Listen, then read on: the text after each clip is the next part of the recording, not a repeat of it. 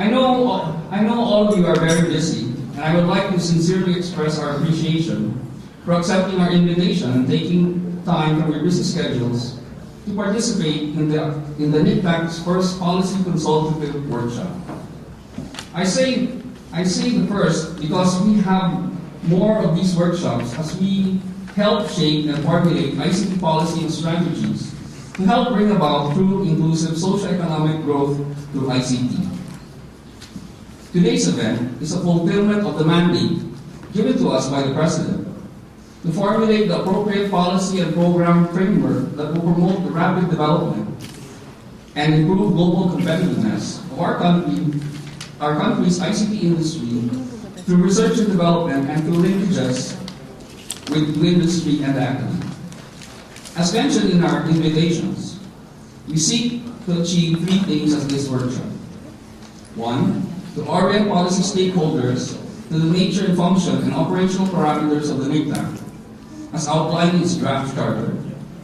Two, to introduce the concept and architecture of policy study areas groups as the primary venue for multi-stakeholder participation in ICT policy development within the NICTAC.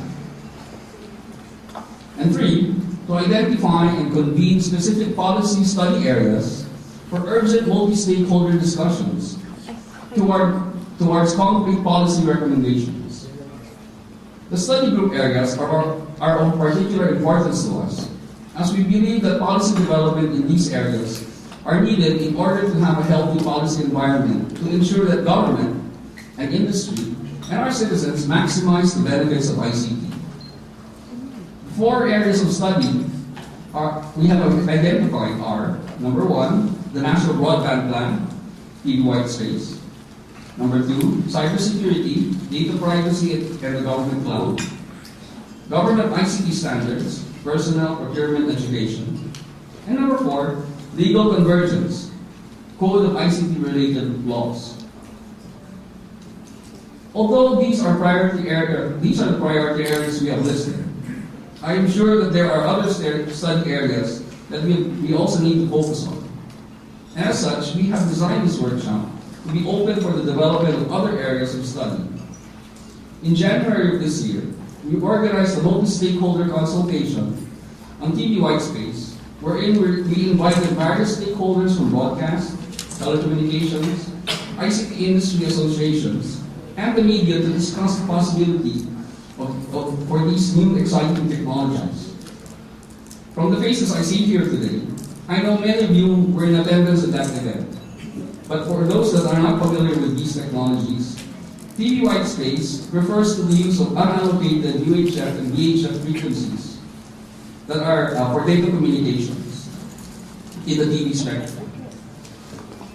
These are relatively new technologies, and the Philippines is only the second Asian country after Singapore to look into these technologies.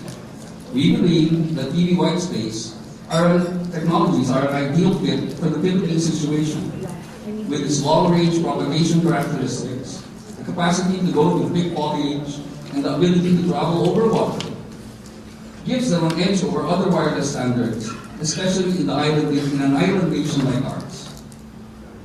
We are looking at developing a policy environment for TV White Space technologies that will protect the spectrum's incumbent users, while maximizing its potential as a catalyst for digital inclusiveness. We are looking forward to the inputs from the various study groups that will be convened today. All of you here have been selected for your expertise in your respective fields, both in the private and public sector. For strategic thinkers in business, technology, and the rule of law, your contributions to this workshop will be well valued in shaping the policy environment for our sector that will hopefully drive it forward for many years to come. In a while, Bettina will provide you the details of the operational guidelines of the NICTAC and give you a brief run-through of the NICTAC Charter and the NICTAC Executive Board that the NICTAC Executive Board will be signing today. I understand that Al has designed a very open format for today's workshop, in which case, please keep the ideas flowing and the discussion lively and productive.